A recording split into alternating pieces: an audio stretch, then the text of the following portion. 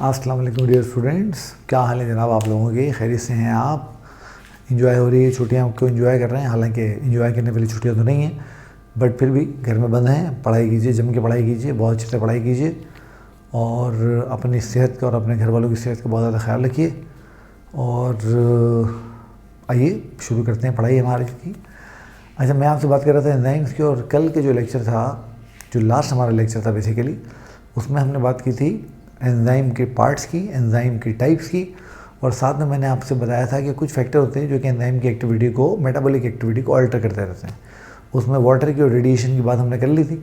आज जो remaining factors हमारे पास रहते हैं उसकी हम बात करते हैं, और आज हम एंजाइम के चैप्टर को ऑफिशियली जो है वो ख़त्म करते हैं। तो आइए शुरू करते हैं। हम बात कर रहे हैं फैक्टर्स affecting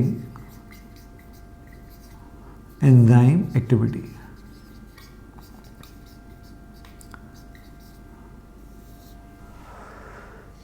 अच्छा, अब इसमें तीसरा जो फैक्टर हमारे पास है वो हमारे पास होती है कंसंट्रेशन ऑफ सबस्ट्रेट। इससे मुराद क्या है? देखिए, कंसंट्रेशन आपको पता है अमाउंट को कहते हैं, मिकदार जो होती है। सबस्ट्रेट आपको पता है ये वो केमिकल मॉलिक्यूल होते हैं जो एंजाइम के, ये समझ लें किसी भी रिएक्शन के रिएक्टेंट होते हैं ना। तो होता क्या है, किसी भी केमिकल रिएक्शन में एंजाइम हमेशा ज़्यादा होते हैं और सबस्ट्रेट हमेशा कम होती है। तो होता क्या है कि जब हम, पहले मैं इसको लिखता हूँ फिर मैं आपको समझाता हूँ कि when we add substrate in a chemical reaction,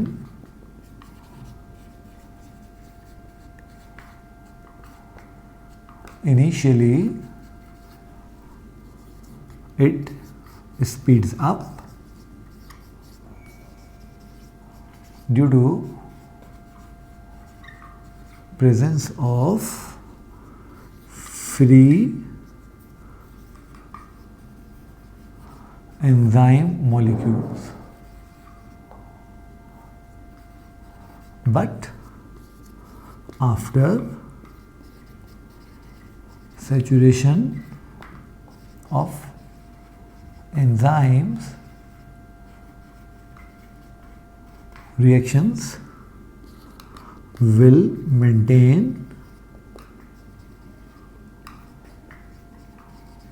a steady level। अच्छा, अब इतना सारा मैंने लिख दिया और बड़ा हो सकता है आपको ऑड भी लग रहा हो। इतना ऑड नहीं है, बिल्कुल आसान है। आइए को समझ लेते हैं। देखें होता क्या होता ये। लेट सपोज मैं आपको बिल्कुल आसान एग्जांपल करूंगा, टेक्निकलिटीज़ में नहीं पढ़ेंगे क्योंकि टेक्निकलिटीज़ में जाएंगे बात समझ में नहीं आएगी। राइट, बिल्कुल सीधी सिंपल बात करते हैं। लेट सपोज एक केमिकल रिएक्शन हो रहा है। Let suppose there is a chemical reaction going on, और इस केमिकल रिएक्शन में लेट सपोज इस वक्त 1000 एंजाइम मॉलिक्यूल्स फ्री मौजूद है। मतलब जितने सबस्ट्रेट के साथ रिएक्शन को कैटेलाइज करने में बिजी हैं वो तो बिजी होंगे, बट 1000 एंजाइम मॉलिक्यूल इस वक्त यहाँ पर फ्री हैं। तो these enzyme molecules are free. देखिए होगा क्या, अगर मैं इसमें 500 सबस्ट्रेट के मॉलिक्यूल ऐड कर दूँ तो आपको पता है क्या होगा। इन 1000 में से 500 एंजाइम्स सबस्ट्रेट के साथ लग जाएंगे। और अगर मैं यहाँ पे ग्राफ प्लॉट करूँ तो ये इनिशियल जो रिएक्शन है वो हो रहा है। जैसे ही मैंने सबस्ट्रेट डाली ये रिएक्शन एकदम जो है वो स्पीड अप हो जाएगा। ऐसे होगा, यानी ये हमारा जो पॉइंट ए था, ये हमारा जो नॉर्मल रिएक्शन था जो कि हो रहा था, और इस ए के बाद हमने यहाँ पर सबस्ट्रेट ऐड की। पॉइंट बी पे हमने सबस्ट्रेट ऐड की, रिएक्शन एकदम ऊपर हो गया। अब 500 एंजाइम इसमें इन्वॉल्व होगा। 500 एंजाइम हमारे पास फ्री है, 500 एंजाइम्स फ्री। लेट सपोज कि मैं इसमें 500 सबस्ट्रेट के मॉलिक्यूल और ऐड कर देता हूँ।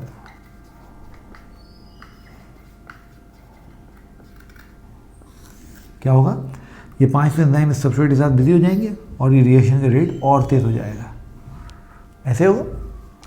बट अब यहाँ पर हमारे पास जो फ्री एंजाइम थे वो ख़त्म हो चुके हैं। अब अगर मैं इसमें सबस्ट्रेट के मॉलिक्यूल ऐड करूँ, से फॉर एग्जाम्पल मैं इसमें 100 सबस्ट्रेट के मॉलिक्यूल भी ऐड करूँ, तो क्या रेट ऑफ रिएक्शन तेज होगा? होगा? नहीं होगा।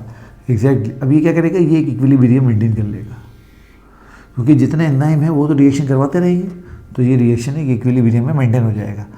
तो ये पॉइंट बी और पॉइंट सी वो जगह है जहाँ पर हमने सबस्ट्रेट ऐड किया है, एडिशन ऑफ सबस्ट्रेट। और ये जो हमारा पॉइंट डी है ये वो जगह है जहाँ पर एंजाइम सेचुरेशन हो गई है। और आपको पता है सेचुरेशन से मुराद सारे के सारे एंजाइम जो है वो रिएक्शन के अंदर बिजी हुए हैं। तो अब देखिए ये जो ग्राफ आप देख रहे हैं और ये जो हमने एग्जाम्पल समझी, यही बात यहाँ लिखी हुई है कि जब हम किसी रिएक्शन में सबस्ट्रेट को ऐड करते हैं तो शुरू में रिएक्शन तेज होता है, मगर बाद में जब उसके फ्री एंजाइम ख़त्म हो जाते हैं तो वो स्टेडी लेवल इक्विलिब्रियम मेंटेन कर लेता है। तो ये बिल्कुल आसान सी बात थी, आप लोगों ने समझ ली, बिल्कुल ईजी है। तो ये तीसरा फैक्टर हमारा हो गया जिसको हम कंसंट्रेशन ऑफ सबस्ट्रेट बोलते हैं। चौथा फैक्टर जो कि एंजाइम की एक्टिविटी को ऑल्टर करता है वो टेम्परेचर है।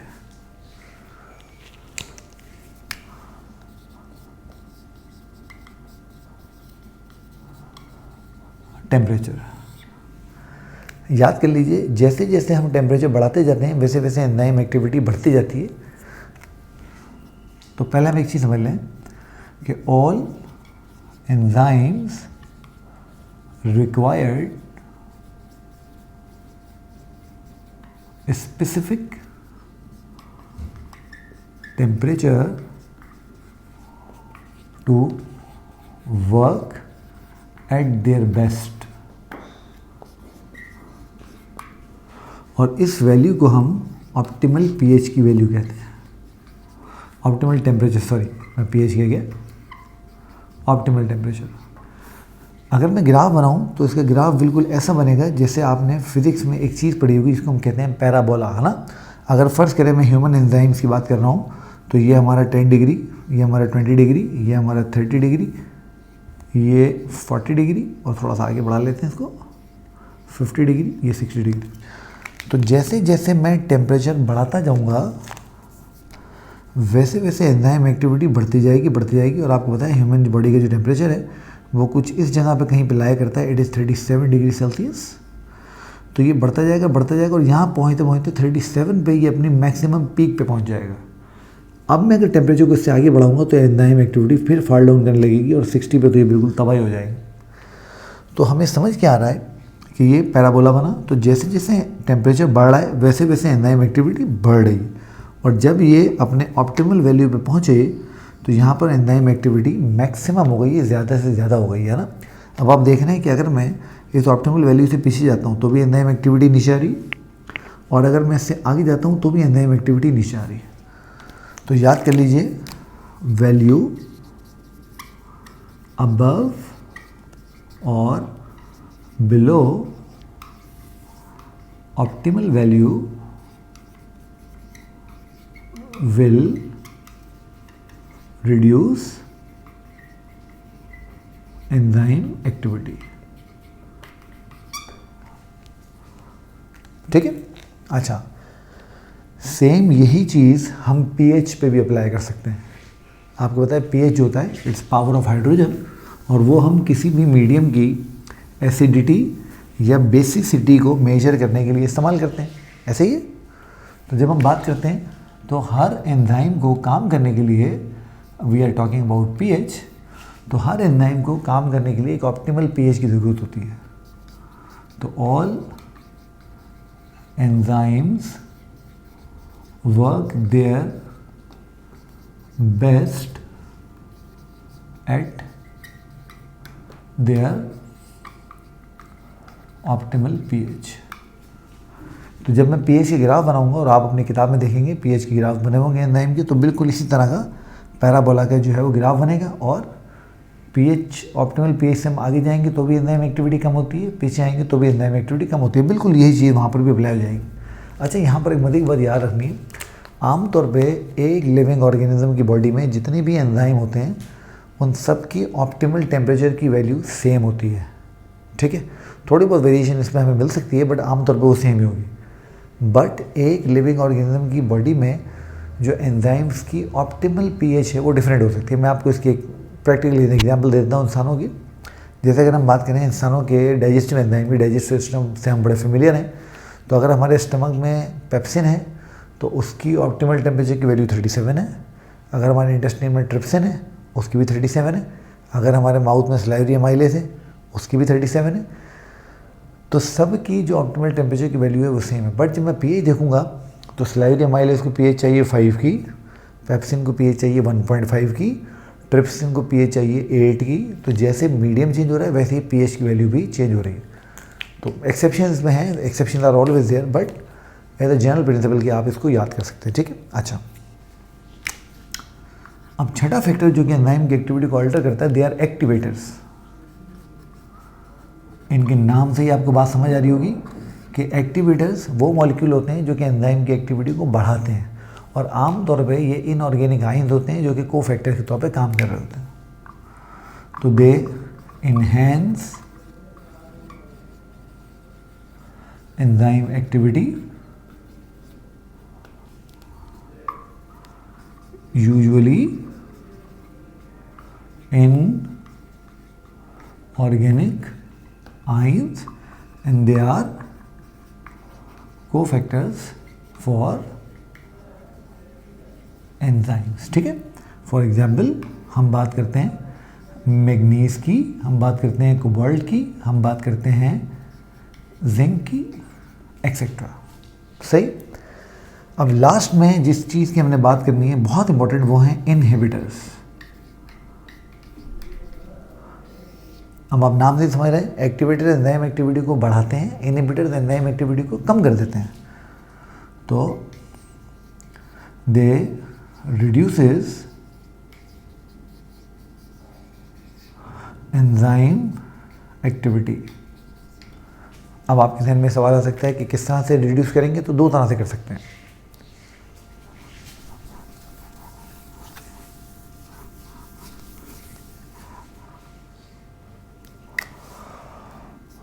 तो inhibitors are of two types. A, competitive inhibitors,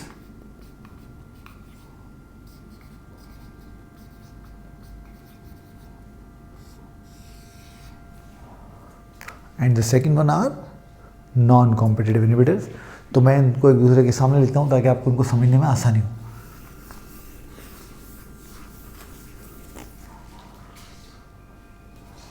तो second one are non competitive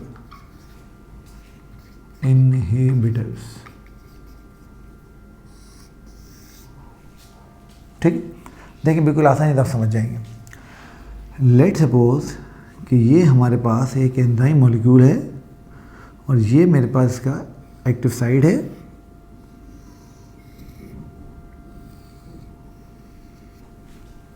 ठीक है। सपोज कि ये इसका सबस्ट्रेट मॉलिक्यूल है, मैं इसको सब लिख देता हूँ जो कि सबस्ट्रेट की शॉर्ट फॉर्म के तौर पर मैं इस्तेमाल करता हूँ। अब यहाँ हुआ क्या कि यहाँ पर इसकी एक्टिव साइड में एक ऐसा मॉलिक्यूल आके अटैच हो गया जो सबस्ट्रेट तो नहीं है बट सबस्ट्रेट लाइक है। आप बात समझ रहे? तो जब ये यहाँ पे आके इसने यहाँ पे अटैच कर लिया, तो क्या ये सबस्ट्रेट यहाँ अटैच हो सकती है? भाई एक कुर्सी पे अगर एक आदमी बैठा हुआ हो तो क्या कोई दूसरा उस पर बैठ सकता है? नहीं बैठ सकता। ये बिल्कुल वही वाली बात है कि नॉन कॉम्पिटिटिव इनहिबिटर यहाँ लग गए, अब सबस्ट्रेट यहाँ पर अटैच नहीं हो सकती। जब सबस्ट्रेट यहाँ अटैच नहीं होगी तो ये एंजाइम की एक्टिविटी इनहिबिट हो गई। तो अब इस मॉलिक्यूल ने क्या किया? सबस्ट्रेट के साथ मुकाबला किया फॉर एक्टिव साइट। तो कॉम्पिटिटिव इनहिबिटर क्या करते हैं? कंपीट करते हैं with substrate for active site. ये ऐसा क्यों कर पाते हैं? Because they look like a substrate molecule, resemble करते हैं सबस्ट्रेट को। अच्छा, अब क्या हम इसको यहाँ से हटा सकते हैं? बिल्कुल हटा सकते हैं। अगर हम यहाँ पर सबस्ट्रेट मॉलिक्यूल्स के अमाउंट को ज़्यादा कर दें तो चूँकि ये कंपटीशन है, ये मुकाबला है, अगर हम सबस्ट्रेट यहाँ पे ज़्यादा करेंगे तो ये सबस्ट्रेट इसको यहाँ से धक्का देंगी, इसको यहाँ से हटा देंगी, हटा के खुद यहाँ पर अटैच हो जाएंगी, और जैसे ही यहाँ पर अटैच होंगी एंजाइम एक्टिविटी रिज्यूम हो जाएगी, है ना। मगर याद रहे यही काम इनहिबिटर्स भी कर सकते हैं। यानी अगर हम इनहिबिटर्स की अमाउंट को बढ़ा दें तो वो सबस्ट्रेट को एक्टिव साइट से हटा देंगे, खुद वहाँ जाके अटैच हो जाएंगे, और जब वहाँ जाके अटैच होंगे तो ये एंजाइम एक्टिविटी को वापस से इनहिबिट कर देंगे। यानी क्या मतलब हुआ? मतलब ये हुआ कि यहाँ पर कंपटीशन हो रही है एक्टिव साइट के लिए। तो याद रहे इनके जो एक्शंस होते हैं वो रिवर्सिबल होते हैं। तो एक्शंस आर रिवर्सिबल, इनको रिवर्स किया जा सकता है सबस्ट्रेट का अमाउंट बढ़ा के। नॉन कॉम्पिटिटिव इनहिबिटर क्या करते हैं? ये बड़े बदमाश होते हैं। अब ज़रा इधर देखिए, ये हमारे पास एक एंजाइम मॉलिक्यूल है और ये इसमें एक और साइट है जिसको हम कहते हैं एलोस्टेरिक साइट। ठीक है, इसको हम कहते हैं एलोस्टेरिक साइट। ये जो मॉलिक्यूल होते हैं ये क्या करते हैं जनाब? ये जाके अटैच होते हैं एलोस्टेरिक साइट पे। Now this is the non competitive inhibitor. अब आप फौरन समझ गए होंगे कि इसको नॉन कॉम्पिटिटिव इनहिबिटर हमने क्यों कहा, क्योंकि ये एक्टिव साइट के लिए कंपीट नहीं कर रहा। और ये क्या करते हैं, बहुत इंटरेस्टिंग की बात आपने याद रखनी, ये क्या करते हैं, ये जनाब अली एक्टिव साइट की शेप को ही चेंज कर देते हैं। ये क्या करते हैं, ये एक्टिव साइट की शेप को चेंज कर देते हैं। जैसे आपने देखा है शेप का शिफ्ट हुआ है। अब जब यहाँ पे शेप चेंज हो गई तो क्या ये सबस्ट्रेट मॉलिक्यूल यहाँ अटैच हो सकता है? नहीं हो सकता है, ये यहाँ से रिपेल हो जाएगा। नतीजा क्या होगा कि एंजाइम एक्टिविटी परमानेंटली इनहिबिट हो जाएगी, क्योंकि यहाँ पे कंपटीशन तो हो नहीं रहा। तो ये जो competitive inhibitor, non competitive inhibitor होते हैं वो इस तरह काम करते हैं। तो दे अटैच विद एलोस्टेरिक साइट,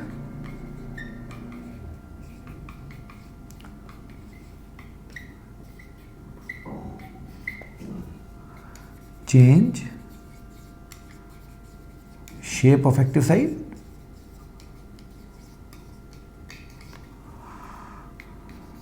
इनके जो एक्शन हैं आर इरिवर्सिबल। ठीक है बेटा, तो ये हमने कॉम्पिटिटिव और नॉन कॉम्पिटिटिव इनहिबिटर्स की बात कर ली। अगर मैं इस तरह से आपके बीच में एक लाइन यहाँ लगा दूँ तो ये आप इसके डिस्टिंग्विश के तौर पे भी इसको एग्जाम में लिख सकते हैं, इस्तेमाल कर सकते हैं। तो बेटा ये एंजाइम वाले चैप्टर हमारा कंप्लीट हुआ। इसके साथ ही हम आज के काम यहाँ पर ख़त्म करते हैं। नेक्स्ट टाइम जब आपकी और मेरी मुलाकात होगी लेक्चर में, तो मैं पहले आपसे एक बहुत इंपॉर्टेंट टॉपिक की बात करूँगा, सेल की। और उसके बाद मेरे पास बहुत सारे बच्चों के कमेंट्स आ रहे हैं, मैसेजेस आ रहे हैं बायो एनर्जेटिक्स चैप्टर के लिए। तो इंशाल्लाह फिर हम बात करेंगे बायो एनर्जेटिक्स की, बट पहले सेल करेंगे। सेल बहुत ज़्यादा इंपॉर्टेंट है। सेल समझ आएगा, सेल मेम्ब्रेन समझ आएगी, तो हमें बायो एनर्जेटिक्स में इलेक्ट्रॉन ट्रांसपोर्ट चेन समझ आएगी, फोटोसिंथेसिस की भी, और इलेक्ट्रॉन ट्रांसपोर्ट चेन माइटोकॉन्ड्रिया वाली भी। तो तब तक के लिए अपना बहुत ख्याल रखिए, चैनल सब्सक्राइब कीजिए, सारे दोस्तों को बताइए, उनको भी सब्सक्राइब करवाइए, लाइक कीजिए और अपना बहुत सारा ख्याल रखिए। अल्लाह हाफ़िज़।